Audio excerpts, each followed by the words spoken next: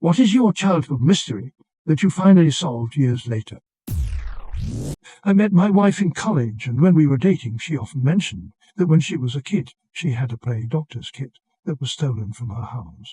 She had some surgeries really young, and so her parents bought it for her to demystify the doctor's office. She'd use it all the time on her dad, poking and prodding. One day I asked her about the robbery. Did they take everything? Jewelry. The television. Other valuable? No. It hit me. I asked, so someone broke into your house and only stole your doctor's kit, leaving anything worth fencing there? Yeah, why? Did you ever consider your folks were tired of using the kit on them all the time after you got better? Oh, damn. We confirmed it with her dad later. But for 15 years, she believed some thief broke in and only stole her beloved doctor's kit. Edit. Spelling. The random claps at midnight in my house weren't from ghosts. Claps either. I used to go to our local imker after school, and during the summer when I was a kid, we went swimming in the pool almost every day, and being the curious kid I was, I always wondered what was behind the caution doors, with the weird triangle marking. Fast forward 8 years, and I'm now working at that imker as a lifeguard, and behind the doors, old, smelly pool, chemical, testing room. Very anticlimactic. I begged my parent to let me attend regular school when I reached high school age. The homeschooled, they kept saying my math programs didn't line up right, and I might get stuck an extra year if I tried to go. But we could think about it. I was thinking about it the other day, and I was like, well, shit, pretty sure it was not completely true, and they just didn't want me going to normal school. I'm 30. I don't know why I just realized this. For over 20 years, I had a very distinct memory of seeing this movie with my dad around the holidays in our living room. It was a black and white movie, but I had a vivid memory of only this one specific scene. It was probably about 6 or 7. When I watched it with him, it bugged me for the longest time. I would think about it periodically for years because I remembered it being so cool. I just wanted to know what movie it was so I could check it out as an adult. Then one day, I can't even remember where, but someone online somewhere had described this movie and mentioned the name, and it sounded really similar to the one I remembered.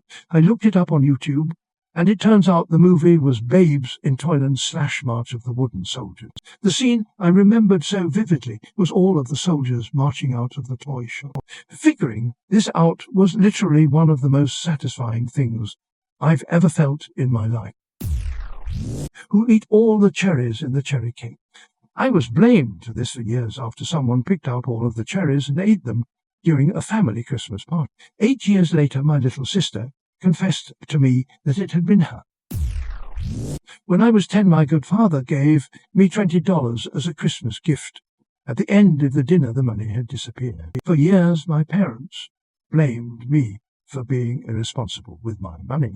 Years later, we figured out, after she was caught stealing stuff from my aunt's house, that my cousin's fiance at the time is a kleptomaniac. Turns out she was the one that stole the money. How Santa Claus made the peppernoten fall through the ceiling. I quickly discovered Santa wasn't real when I was a kid, but I was certain that the Dutch version, Santa Claus, was real because in December, peppernoten tiny Dutch cookies would suddenly rain down on me, and I thought Santa Claus was on the roof dropping it through the ceiling. I was so convinced about this that I bragged to the kids in my class that my Santa was real and theirs was fake.